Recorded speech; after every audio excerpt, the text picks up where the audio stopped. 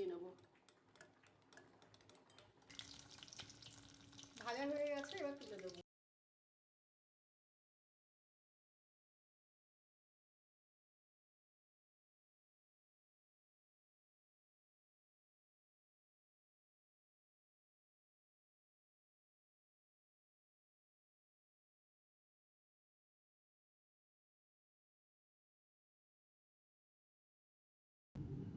নমস্কার, মিষ্টির কিচেনে আপনাদের সবাইকে স্বাগত।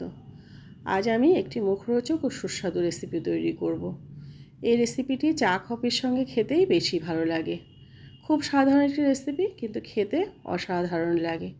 এভাবে একবার অবশ্যই বানিয়ে খাবেন, ভালো লাগবে। আর আমার চ্যানেলটিতে সাবস্ক্রাইব করুন, লাইক শেয়ার করুন, তাহলে চ্যানেলটি এগিয়ে নিয়ে যেতে পারবো।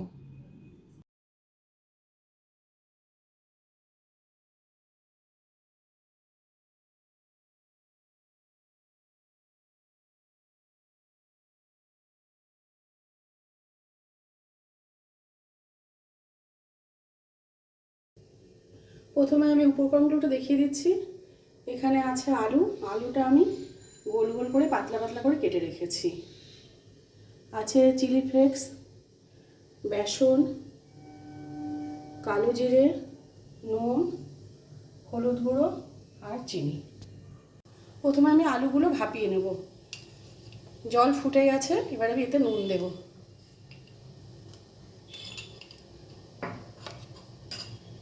এবার আলুগুলো আমি দিয়ে দেবো। আলুগুলো আমি 50% মতো সেদ্ধ করে নেব।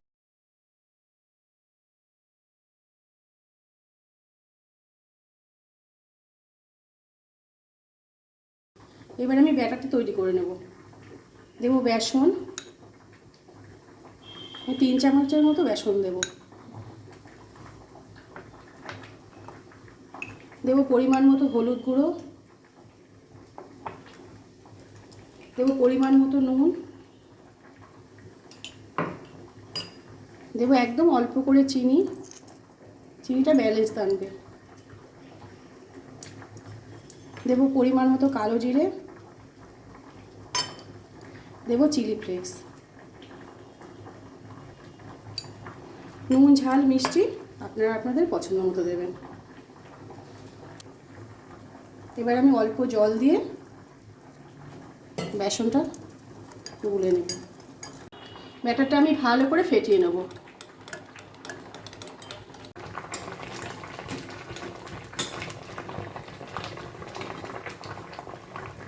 আলুগুলো মোটামুটি সেদ্ধ হয়ে এসেছে, এবার আমি জলটা ঝরিয়ে নেব। ব্যাটারটা তৈরি হয়ে গেছে। কড়াইতেও সর্ষের তেল গরম হয়ে গেছে।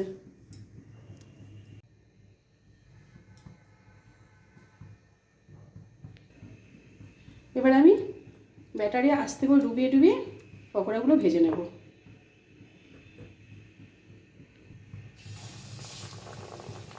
তেলটা আমি একদম মিডিয়াম আঁচে রেখেছি, না হলে ওপর থেকে পুড়ে যাবে, ভালো করে ভাজা হবে না।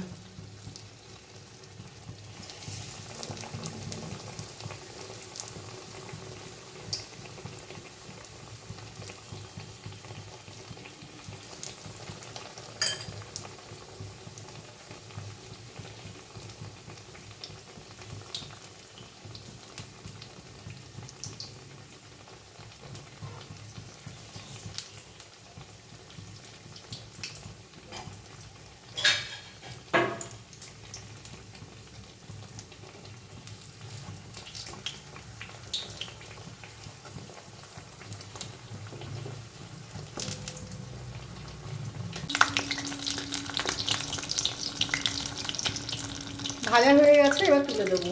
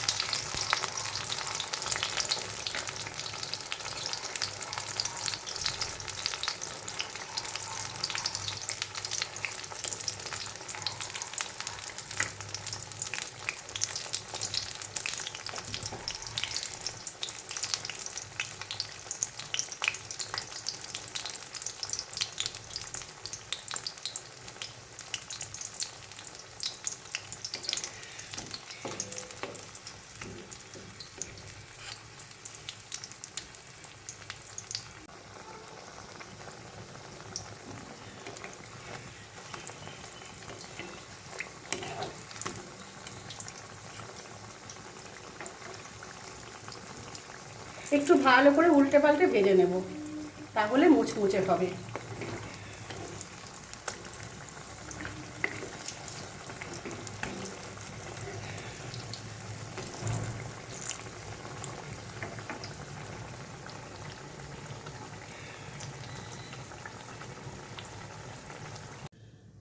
বাকি পকোড়াগুলো আমি ভেজে নেব।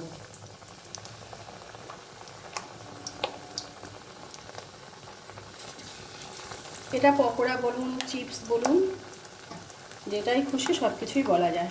খেতে এত সুস্বাদু হয়, চা, কফি, গরম ভাত, ডাল দিয়ে।